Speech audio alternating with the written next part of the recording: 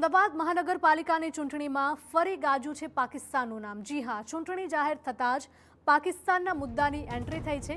ભાજપના પૂર્વ ધારાસભ્ય ભૂષણ ભટ્ટનું નિવેદન, ખાડિયાને પાકિસ્તાન નહીં બનવા દઈએ।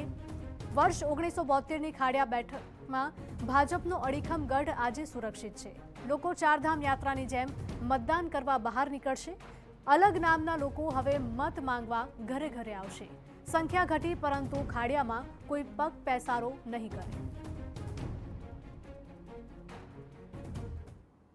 2026ની આ ચૂંટણીની અંદર આપણે સાથે મળીને સંકલ્પ કરીએ, શહેર આખાની અંદર કોઈની નજર હોય તો ભલે હોય, પણ ખાડિયાને અમે પાકિસ્તાન નહીં થવા દઈએ। આવશે એવા લોકો પણ 2-4 દિવસમાં એ લોકો પણ આવશે। કેવા નામ, કેવા ચહેરા, કેવા લોકો શું લઈને આવશે, બધું આવશે। પણ એને કહી દઈએ ભાઈ આ ખાડિયા અખંડ છે, ભારત માતા કી જય। તો ખાડિયાને પાકિસ્તાન નહીં બનવા દઈએ આ નિવેદન બાદ ભૂષણ ભટ્ટે કહ્યું કે કોંગ્રેસે જે ઉમેદવાર ખાડિયામાં જાહેર કર્યા છે તે પ્રવાસી ઉમેદવાર છે। આ ઉપરાંત મારો કહેવાનો હેતુ એ હતો કે જે અશાંત ધારાનો અમલ છે તે કડક રીતે થાય।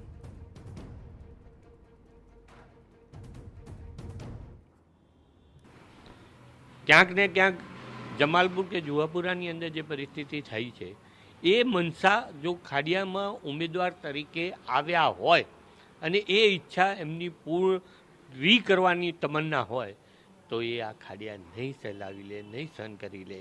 ખાડિયાની અંદર ખાડિયા અખંડ છે, હતું અને રહેશે। આ વાત મેં એ જનસભાની અંદર, કાર્યાલયના ઉદ્ઘાટનની અંદર આ વાત કરી।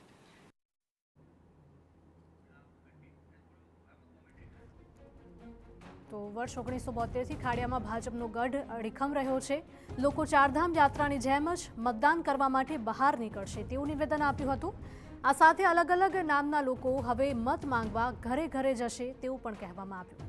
તો ચૂંટણીમાં પાકિસ્તાનના મુદ્દાની એન્ટ્રી થઈ છે, સંખ્યા ઘટી છે પરંતુ ખાડિયામાં કોઈ પગ પેસારો નહીં કરે તેવો પણ દાવો વ્યક્ત કરવામાં આવ્યો છે।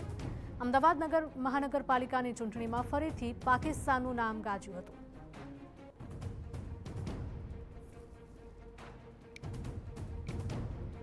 તો ભાજપના પૂર્વ ધારાસભ્ય ભૂષણ ભટ્ટનું આ નિવેદન સામે આવ્યું છે કે લોકો ચારધામ યાત્રાની જેમ મતદાન કરવા માટે બહાર નીકળશે।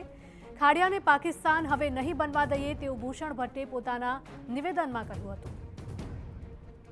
મારા શબ્દો આજે રેકોર્ડ કરી રાખજો, તમને 28 તારીખે કામમાં આવશે।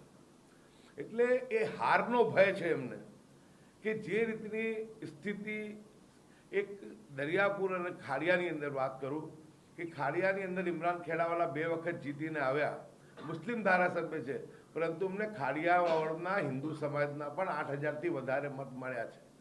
હું 3 ટર્મ ધારાસભ્ય બન્યો છું। 3 ટર્મની અંદર મને 15000 કરતાં વધુ મુસ્લિમ સમાજની સાથે સાથે 15000થી વધુ હિન્દુ ભાઈઓના મત